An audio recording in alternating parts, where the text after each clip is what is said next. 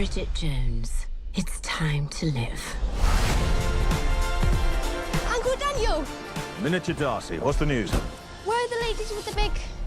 Hair. Well, they couldn't make it, I'm afraid. They're washing their hair. All three? Well, they wash each other's, you see. Michael Morris, thank you so much for your time and welcome to the For Your Reference podcast. It's a pleasure to be here. We have time, but we don't have all the time to talk about the BBC miniseries, which is the spiritual love of Bridget Jones. I love the Bridget Jones films. Amazing. I'm so excited to talk to you today. How does it feel? Big question. Yeah. How does it feel to, I guess, enter a successful, I would say, fourth entry into a well-beloved franchise? Yeah, it's definitely a big responsibility, and the Bridget Jones franchise was really important to me too. I mean, I remember feeling so much like Bridget because we were going through sort of weird moments in our life at the same time in the first film. Yeah. And of all the characters in that film that you think I would, identify with, I definitely was Bridget. And so she always had a really special place in my kind of movie heart, for that character. So it definitely felt special to me. And I think if I stopped to think about it too long, it would have been a bit like paralyzing, but It's a bit, because we can have our power suits, but we do have our naughty little skirts, where we have our moments as well. And I think it also says a lot to the love of not just Renee, but also Helen being in the screenplay. I believe she wrote the screenplay during COVID, which would have been a very calcifying sort of time. And it also speaks to the tone of Bridget Jones. But we also have Chiwetel as well as Nico Parker, Leo Woodall. So we have new people that are injected into the world with you as well. How did it feel being able to, I guess, meld what was there and I guess what more life is to come?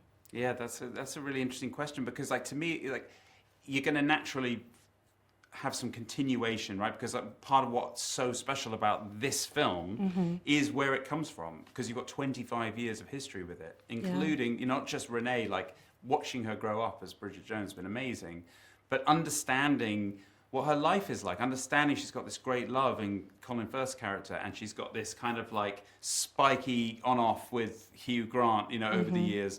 And she's got this amazing support with Sally Phillips and Shirley Henderson and James Catley. All of this backdrop just makes, in my mind, just everything more textural and everything more rich, really.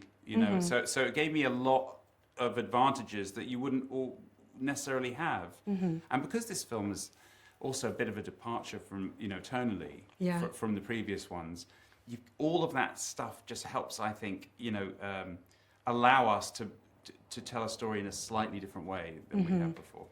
And that's absolutely right, because I think we all come to Bridget Jones for an escape, a reprieve, a good time with the gals, get around with all your snacks. But it's very much following the hijinks of it. There's not necessarily, okay, she's got the man, she's got, everything is fine, now it's not fine anymore.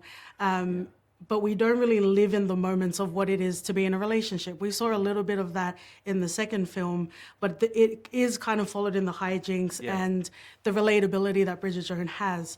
What I really love about Mad About the Boy was that there were moments where, yes, there was levity, yes, there was comedy, but there were really heavy moments that we just sat in that. And I think for a lot of us, when we get to the next stage in life, we might have got in the pumpkin carriage, hopefully, right? But no one really talks about what happens after that.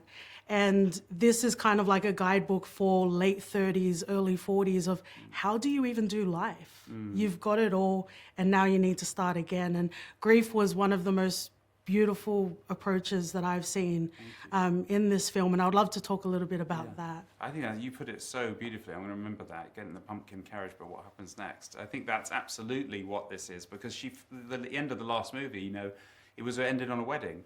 She had her prince, and she was a princess in that moment, and part of us was like, oh, that's the end of Bridget's story, but it isn't, and life has a habit of sending us on a curve just when we least expect it. And so I was very interested in how a character so well created by first Helen and then Renee over all these years someone so optimistic and joyful, and someone who does not kind of just sit only in negative ever, like she's a positive human. How does that person deal with something really, really difficult, you know? And I don't want to make it sound like, I mean, this is not about like sitting in like sadness. This is about what it takes to move on, what it takes to start living again, you know? And Bridget is a perfect character for that, because you want her to live. You just want her to get out there and be herself. Yeah, and I believe in one of the red carpet interviews you talked about this is a comedy about grief. And I think some of the funniest moments, you know, like I have a big cultural family, you know, funerals, very funny things happen. It's a celebration as well. And I really love the tone that we had. Was it hard to find that balance of we're going to pull back now, we're going to sit in this?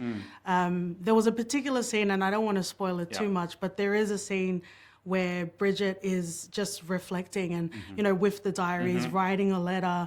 And in that small media screening, Michael, I had to like suck that back in. But how was it finding that balance of, even if you are the most positive person, life happens? But that scene is really that's a really astute one to talk about, like in a way. I'm going to try not to spoil anything for anybody, but the reason that scene is there, she as a character wasn't ready for that scene until that moment. And I knew that, like, Renee and I were in absolute partnership on this film, in the sense that we talked so long about how we were going to approach it, and how when the time was right in the film, you know, there's no way through like any sort of a grief, whether it's a comedy or not. There's no way through it without going through it. That's just, you can avoid it for as long as you want to avoid it, but you can't avoid it forever. And so I knew that there just needed to be a scene where she feels some of the stuff that she has to feel. And who better to play that than Renee Zellweger, who's both a great physical comedian, but also an unbelievably skilled dramatic actress. So to me, I knew, to your tone question, I had the perfect actor. Perfect storm. My God, look at that. The world agrees, I think. Yeah, they're underlining what I just said. I love it. How was it exploring Bridget as a parent? Because it's no spoiler that Bridget Jones' baby, she's going to have a baby. Yeah. But I think even envisioning what that could look like as Bridget Jones trying to manage her own life and two young children, how was that on set and I guess through the script and bringing it to screen? It was, we had such an enormous, I think, international search, actually. You know, funnily enough, our brilliant casting team just were tireless. And at the end of it, found these. I mean, there are some wonderful children that we came across to play these. But the two that we've got, he's such a wonderful actor, Casper, that he was able to sort of really take on board what Colin Firth is like. You know, how he carries himself, how Colin as Mark Darcy approached life in the first three films, and I think you see that in him. You know, Hugh's character, Daniel Cleaver, says, hello, miniature Darcy. You know, like he's like a little Mark Darcy. And Mila Yankovic, this is her first thing. She was only 6 years old when she started to audition for this. And she's just like a little Bridget, because she's just filter free. And she's not trying to be anything other than Mila. And Mila's just like a wonderful little kid. And so you've got this dynamic in the family. And to your point about what was it like on set, like, Renee's so great. We did some rehearsals before we started to shoot, and Renee, if you imagine, like, she's a proper Hollywood star, you know, coming in. These kids could have been like, oh my God. She erased the boundaries between them instantly. Yeah. And the kids were crawling all over her and sitting in her lap and like playing and laughing and stuff, like right in the first rehearsal. So that sense of family chaos and love and like all over the placeness, I feel like we were very fortunate to capture it. I am about to wrap up, but before I wrap up, I know we can cry and laugh forever with all of our loves. But before I do that, I want to just highlight the soundtrack. I think all of the Bridget Jones have, in a lot of ways, thematically and in film, but the music is core.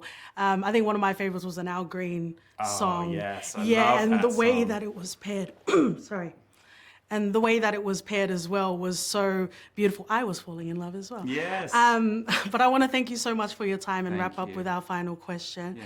We finish our reviews, this can be a very easy cop-out, but we finish our reviews with a recommendation. So what would you pair with Bridget Jones' Mad About the Boy as a double feature? Oh, wow. That's a great question. That's actually a really interesting question, and one that I really wish I had more time to think about. But Yeah, sorry. But no, but we're talking about grief and getting in our well, feelings. I'll tell you, like it's definitely like a double whammy in a way. But one of my favorite thematically connected films recently was, and it's underseen. I mean, you may have seen it. Your listeners may have seen it. I hope they have. But there's a working title film that Richard Curtis wrote and directed called About Time. Yeah. Which is just I honestly think that one will stand up. It's a beautiful film. Well, I want to thank you so much. I really, really love this full film as well as all of you. them. And thank you so much for Thanks your so time. much. What a pleasure. Thank you. Cheers. Thank you.